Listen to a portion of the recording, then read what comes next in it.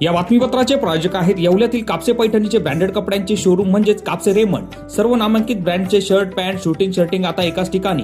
लग्नसराई निमित्त डिझायनर शेरवानी, जोधपुरी, सूट, कुर्ताचे सर्वात मोठे रेडी कलेक्शन, तेही योग्य दरात उपलब्ध। सोबत टेलरिंगची सुविधा उपलब्ध। आजच भेट द्या कापसे रेमंड, कापसे पैठणी शेजारी काळामाती रोड, येवला। केंद्र सरकारने आता लोकसभेत महिला आरक्षण बिल आणलं होतं, ते पास होऊ शकलं नाही। विरोधक आरोप करतायत। आता विरोधक आरोप करतात, आमचे ते त्यांच्यावर आरोप आहे की बिल आम्ही आणलेलं होतं ते महिलांना न्याय मिळवून देण्यासाठी। हे बिल आणलं होतं की महिलांना 1/3 जे रिझर्वेशन आहे ते देण्यासाठी, आणि त्याच्यामध्ये जे डिलिमिटेशन आहे, डिलिमिटेशन 30-40 वर्षांनंतर एकदा करायचं असतं, आणि त्याच्यामध्ये जागा वाढवण्याच्या संबंधातलाही ते बिल होतं। महिलांसाठी 273 जागा वाढवू, 543 जागांमध्ये 273 जागा वाढवू, त्या ठिकाणी 816 किंवा 850 जागा करण्याचा आमचा प्रयत्न होता, आणि त्याच्यामध्ये कुठल्या राज्यावर आणण्याचा विषय अजिबात नव्हता। आता जेवढ्या जागा आहेत त्याच्यामध्ये ते 33% जागा वाढवून प्रत्येक राज्याला जागा मिळणार होत्या। लोकसभेच्या मतदारसंघ सुटे होणार होते, त्याचबरोबर जे विधानसभेचे मतदारसंघ आहे ते सुद्धा वाढणार होते, आणि त्यामुळं विधानसभेच्या जागा वाढणार होत्या। पण विरोधकांना हे बिल पास होऊ द्यायचं नव्हतं। त्यांना निमित्त हवं होतं की हे बिल पास झालं तर जागा आपल्या उत्तरेच्या वाढतील, पण उत्तरेच्या वाढण्याचा प्रश्नच येत नाही। जेवढे आता जागा आहे त्याच्या 33% जागा वाढवण्याच्या संबंधात ते बिल होतं। तर उत्तरेच्या वाढल्या तर दक्षिणेच्या वाढणार होत्या, महाराष्ट्राच्या वाढणार होत्या, पण त्यांना हे बिल पास होऊ द्यायचं नव्हतं। त्यांनी मागच्या वेळेला 23मध्ये महिला आरक्षण बिलाला पाठिंबा दिला होता, आणि 33% जागा वाढवून देण्याचं बिल पास झालेलं होतं। पण आता डिलिमिटेशन यासाठी आवश्यक होतं की आपल्याला मतदारसंघ तेवढेच न ठेवता मतदारसंघ वाढवायचे होते। ते वाढले तर त्यामध्ये काय आमचा फायदा होता असा अजिबात नाही आहे, सगळ्यांचा फायदा होता त्यामध्ये। त्यामुळे मुद्दाम विरोधकांनी हे बिल जे आहे ते हे बिल नापास केलेलं आहे, या बिलाला विरोध केलेला आहे, आणि डिलिमिटेशनला विरोध करण्याची आवश्यकता काय आहे? कारण जी सरकार आलेली होती त्या सरकारने एका वेळेला डिलिमिटेशन केलेलं होतं। त्यामुळं एका मतदारसंघामध्ये 39 लाख मतदार होते, म्हणजे 39 लाख मतदार म्हणजे त्या ठिकाणचं पॉप्युलेशन 60 लाखाच्या वरती होतं एका मतदारसंघाचं। म्हणून डिलिमिटेशनचं बिल सुद्धा आणलेलं होतं, आणि अशा पद्धतीनं विरोधकांनी हे बिल धुडकावून लावलेलं आहे। महिलांवर त्यांनी अन्याय केलेला आहे, आणि महिला त्यांना जाब विचारल्याशिवाय राहणार नाही। आता हे बिल जे आहे ते जर आम्हाला 288 मतं मिळाली, त्यांना 233 मतं मिळाली, आणि बिल पास होण्यासाठी अजून 54 मताची आवश्यकता होती। त्यामुळे आम्हाला अशी अपेक्षा होती की ते नक्कीच बिल पास होईल, आणि यांनी महिला आरक्षणाला अगोदर पाठिंबा दिलाच होता। त्यामुळं 2/3 मेजॉरिटी नाही तर 100% मेजॉरिटीनं बिल पास होईल अशी आमची अपेक्षा होती। पण विरोधकांनी भूमिका अगेन्स्ट घेतली, आणि त्यामुळं महिलांचं मोठं नुकसान झालेलं आहे।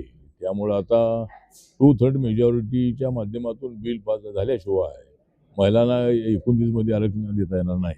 आले होते, त्यांनी असं वक्तव्य केलं की जर हे बिल पास झालं असतं, डिलिमिटेशन म्हणजे त्यांना संविधानात बदल करण्यासाठी त्यांना हे बिल पास करायचं होतं, असं रोहित पवारांनी काल एवढं।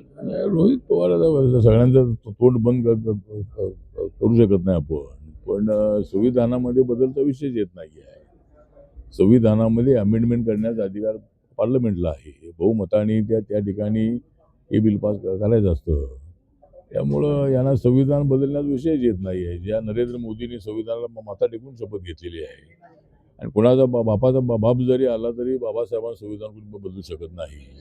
पण हे फक्त फेकमफाक असे आरोप आहे, मुद्दाम लोकांमध्ये गैरसमज करण्याचा यांचा प्रयत्न आहे।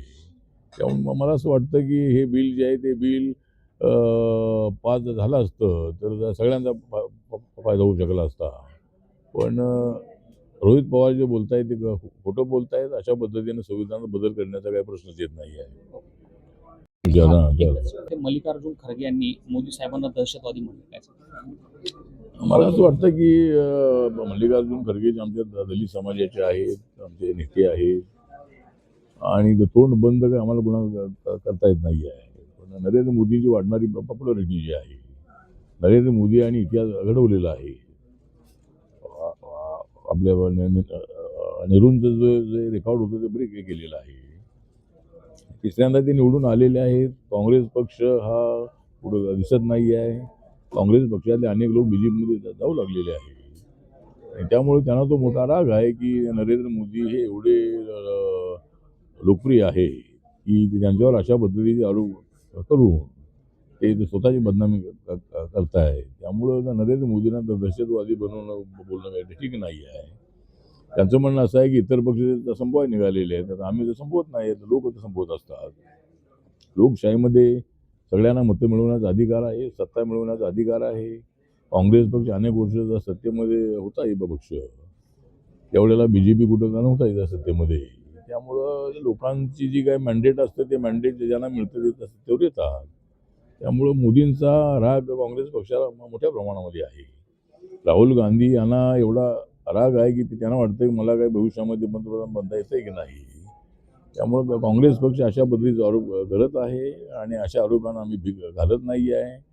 कारण मोदींना शिव्या देणं हे त्यांचं सातत्यानं काम आहे. तर आम्ही त्यांना एवढंच सांगतो की तुम जितनी देणे मोदी जी को जितनी देणे जितनी दे दो तुम गाली, ठीक आहे. मोदी जी हे अपने देश के वाली. तर अशा पद्धतीनं देशासाठी ते काम करतायत. डेव्हलपमेंट आपण पाहिलेली आहे की मोदींच्या काळामध्ये देशाची मोठ्या प्रमाणात डेव्हलपमेंट होत आहे. मोदीजींनी आपल्या देशाची इकॉनॉमी 4 नंबरवर आणलेली आहे, आणि त्यामुळं मला असं वाटतं की देश पुढं चाललेला आहे, चांगली प्रगती होत आहे. त्यामुळं या लोकांना तो मोठा राग आहे की एवढी मोठी कामं करणारा प्रधानमंत्री आता मिळालेला आहे. त्यामुळं लोक त्यांच्या बाजूनं जात आहेत. त्याचा राग काँग्रेस पक्षाला आहे.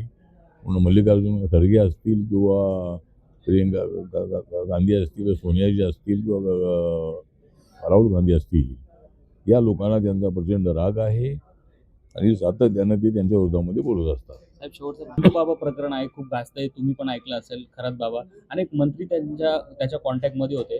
जरांगेंनी आज असा आरोप केलाय की मंत्रिपदासाठी त्याचा मूत देखील पेले. ठीक आहे साहेब, जरांगे पाटील आपले मित्रच आहेत, ते मराठा समाजाचे नेते आहेत. मराठा समाजाला खळबळून जागे करण्याचं काम त्यांनी केलेलं आहे. त्यामुळं मला असं वाटतं की खरात बाबा जे आहे ते आता पोलिसांच्या घरात आहे.